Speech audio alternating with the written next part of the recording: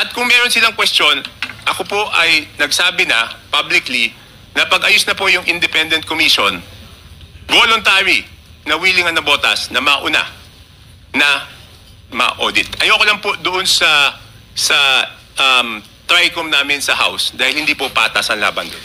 Salamat po at ang Senate Blue Ribbon Committee pinagbigyan ninyo. That's all, Mr. Chairman. You made your point. Sino po sa mga kasama natin ang gusto pang magtanong kay Rep. Toby kasi alam ko pong kailangan siyang bumalik agad sa House of Representatives.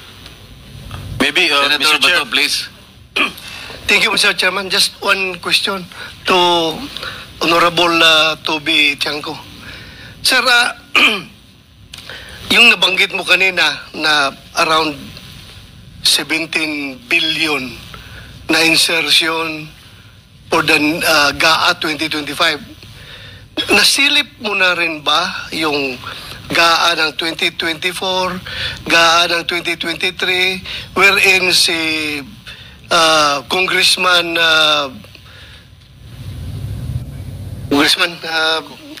Saldico pa rin ang chairman ng Appropriations Committee at sila rin ang gumagawa nitong mga insertions. Nasilip mo na ba, sir, yung... Your Honor, pasensya na po. Hindi po. For two reasons. Number one, di ba po, kaya naman nauna yung 2025 kasi it has been described as pinakapangit, ano bang description, pinaka-corrupt na budget. Kaya yun po yung nauna. Number two, hindi ko naman po masisilip yan kung hindi po ako binigyan ng authority na hingin yung records. Kaya ko lang po nakuha yung records kasi po pagkatapos po ng meeting, kinailangan ko tawagan si Congressman J.J. Suarez at hingin sa kanya yung records. Kung hindi naman po nila ibibigay. Kung matatandaan niyo po yung honor, may authority na po akong hingin 3 beses bago binigay yung buong record, Your Honor. Pasensya na po, Your Honor. Thank you. Thank you, Mr. Chairman. That will be all. Any more from the members na gusto pa pong magtanong kay Rep. Toby? Kung wala na po ay Rep. Toby, salamat sa iyong panahon and you can now be excused. Yes, Your Honor, hindi naman ako nagmamadali. Baka hindi na ako papasukin dun eh. Sino po sa mga kasama natin? Baka may gusto magtanong din kay Governor Dolor.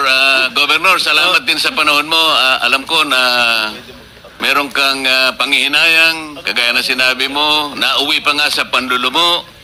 Ngunit mabuti na lang kahit papano, nasambitla mo pa rin yung katagang pag-asa.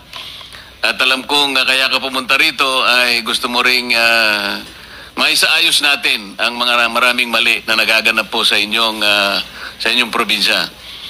Sino po yung gustong magtanong kay Gov. Dolor kung meron? Mr. Senator Chair, wala po ako tatanungin kay Governor Bonds. Siguro umpisa na natin na magtanong sa ating mga iba't ibang resource persons dito kasi we